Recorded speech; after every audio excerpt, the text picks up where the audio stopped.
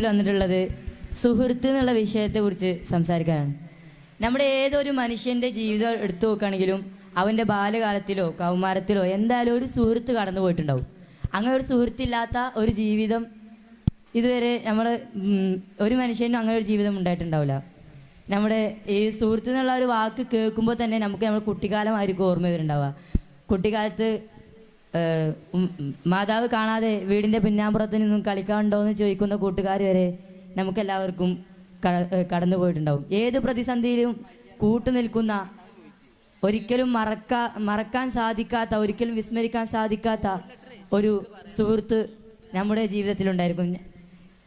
എന്നാലും ഞാൻ വന്ന് പറയും, ഒരിക്കലും ഞാൻ മറക്കില്ല അവനെ, ഞാൻ ഒരിക്കലും മറക്കില്ല. എന്നാലും ഒരു കൗമാര പ്രായമൊക്കെ എത്തുമ്പോൾ നമ്മുടെ ആവശ്യങ്ങൾക്ക് വേണ്ടിയിട്ട് കലാലയങ്ങളും വിദ്യാഭ്യാസത്തിന് വേണ്ടിയിട്ടൊക്കെ കൂടുമാറുമ്പോഴെല്ലാം ഇന്നത്തെ ഈ ഒരു കാലത്തേക്ക് നമ്മൾ ബന്ധപ്പെടുത്തി നോക്കുകയാണെങ്കിൽ നമ്മുടെ സൗഹൃദ ബന്ധങ്ങൾ എല്ലാവരും മറന്നു പോവുകയാണ്.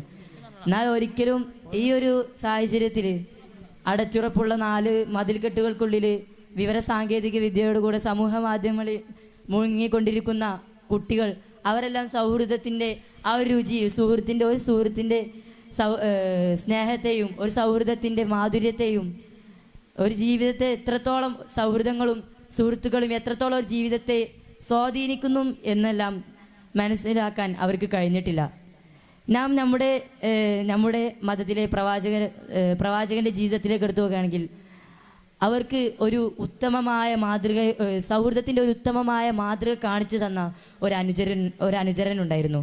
അബൂബക്കർ റളിയല്ലാഹു അൻഹുവിനെ എല്ലാവർക്കും അറിയുന്നത് തന്നെയായിരിക്കും.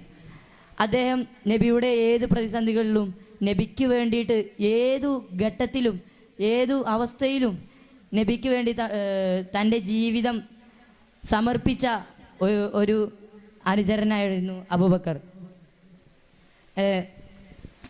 നമുക്കെല്ലാം അറിയുന്നത് പോലെ തന്നെ പ്രവാചകർ സല്ലല്ലാഹു അലൈഹി വസല്ലം മക്കയിൽ നിന്നും മദീനയിലേക്ക് പീഡനങ്ങൾ സഹിക്കവയ്യാതെ പലായനം ചെയ്യുമ്പോൾ കൂട്ടുനിന്നിരുന്നത് അബൂബക്കർ റളിയല്ലാഹു അൻഹു ആയിരുന്നല്ലോ.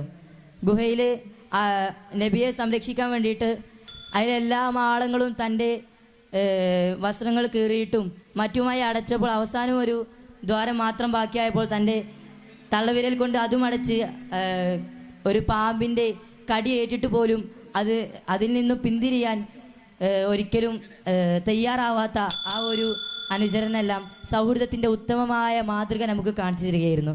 ആ ഒരു മാതൃകയെ പിൻപറ്റൽ നമുക്ക് അനിവാര്യമാണെന്ന് മാത്രം പറഞ്ഞുകൊണ്ട് ഞാൻ നിർത്തുന്നു. നമസ്കാരം.